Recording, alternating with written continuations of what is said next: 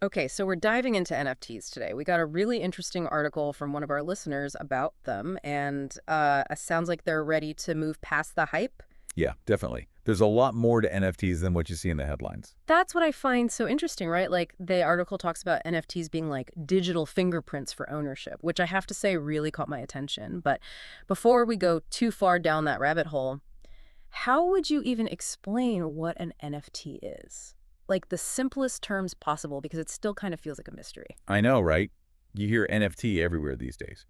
But explaining it simply, it's tricky. Okay, so basically an NFT is this digital token, and it represents something unique. Like imagine a digital passport, right? Okay. Each one has its own unique identifier. So even if there are copies out there, it's that NFT that proves you've got the real deal. So let me see if I get this. If I screenshot like a really cool piece of NFT art, I don't actually own it. Nope. You have a copy of the image, sure, Yeah. but not the actual NFT, not the ownership. And that's the thing, right? It's the NFT that holds the value Yeah. because it's linked to that digital passport. That passport, it's stored on the blockchain, this like massive digital record. Every time an NFT is created, sold, whatever, it's all logged there for everyone to see. So it's kind of like, I don't know, a public record for digital things. Exactly. Like a deed to a house, but for the digital world. Okay, so that's making a bit more sense now. But the article also mentions this whole non-fungible thing, and I gotta be honest, that word always trips me up. It sounds way more complicated than it is. Think of it this way. Dollar bill, it's fungible. Doesn't matter which one you have, they're all the same. But an NFT, it's like owning, say, a rare baseball card. Like a Mickey Mantle rookie card. It's one of a kind. Even if someone has a perfect copy, it doesn't have that same value. They're not interchangeable. Okay, so my dollar is fungible, my baseball card is non-fungible, just like an NFT. You got it. That is a great analogy, by the way. It's all about that unique value and that proof of ownership, Yeah. which is what makes NFTs so fascinating to keep track of. And believe me, when we get into the uses beyond just art, you'll see how this whole concept is. Oh, It's huge. Which leads us to, well, we'll get there. Yeah. I'm already hooked. All right, so we've got these like unique digital tokens, these non-fungible tokens, all tracked on this, what was it called? Immutable ledger. That's the one. Blockchain. Right, blockchain. See, I'm learning already. But NFTs are way more than just like a tech thing, right? I mean, we're talking art, we're talking collectibles, metaverse. Yeah. It's a whole new world. It's funny you mentioned the metaverse because for a while there, people thought NFTs were just a fad tied to that whole hype. Yeah, I remember that. But really, the tech behind NFTs, it has the potential to change how we think about ownership in a really big way. I know. That's what I'm finding so fascinating about all of this. Speaking of hype, though, that Beeple artwork, remember? Oh, how could I forget? The one that sold for, was it $69 million? Yep, that's the one.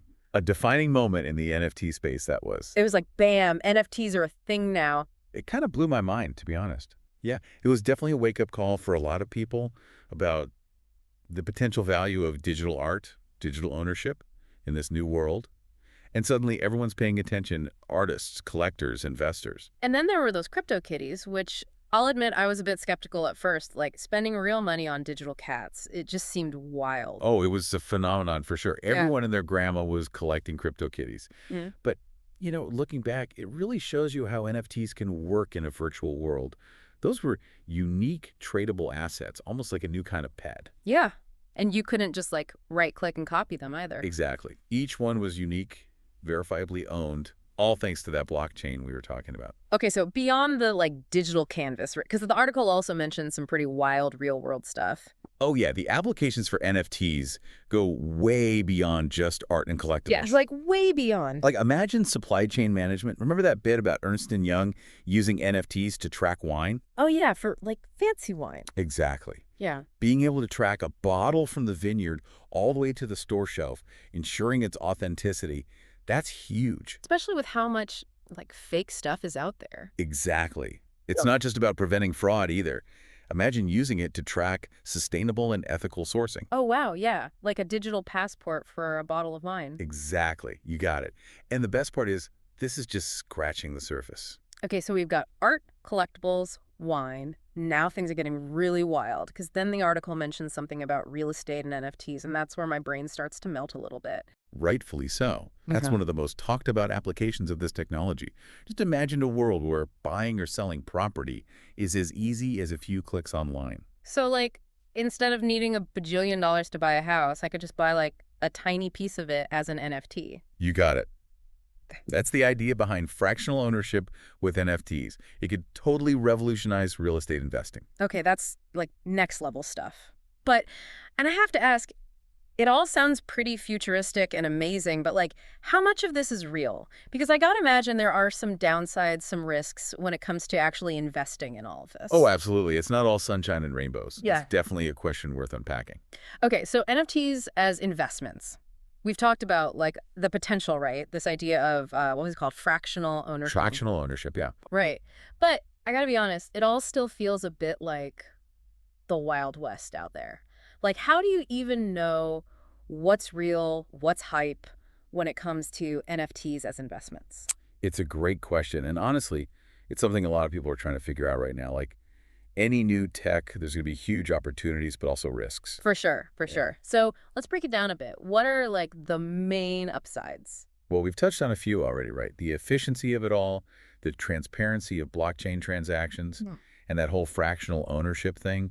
That's massive, especially for folks who maybe couldn't invest in certain things before. Right, like that Picasso example. Exactly. Not everyone can afford a whole Picasso, but owning a tiny piece of one through an NFT, that suddenly becomes possible. And remember that wine example we were talking about? The digital passport for wine. Exactly. That's a perfect example of how NFTs can make investing more accessible. Fine wine, it's always been valuable, but kind of closed off market. Needed expertise, storage, Oh, totally. but tokenized wine. By a fraction of a bottle, it's stored securely, tracked on the blockchain. Suddenly, a whole new group of people can participate. Okay, I see that. But, and there's got to be a but here, right? What about the downsides? The article mentions some concerns too, and I got to admit, I'm a little, I don't know, wary. You should be, honestly. Oh, It's yeah. good to be cautious with any investment, especially in a space as new as NFTs.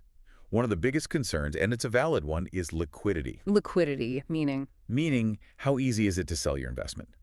Can you easily turn it back into cash if you need to? Unlike, say, stocks, NFTs don't have that same level of, how do I put it, market depth, Right. trading volume. Oh, okay. So it's not as simple as like clicking sell and it's gone. Not always, no. Yeah. It's more like trying to sell that rare baseball card we talked about earlier.